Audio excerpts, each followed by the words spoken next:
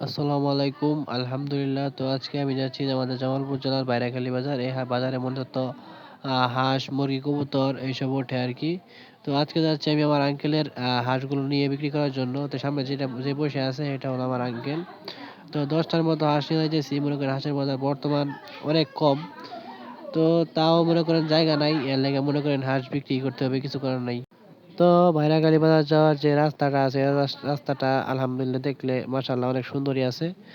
তো তাই এটুক ভিডিও করছি। মনে করেন আমরা একবারে রিজার্ভ গাড়ি লইছিলাম, তো এর লেগে মনে করেন যাতে আর কি বেশি দেরি লাগে নাই।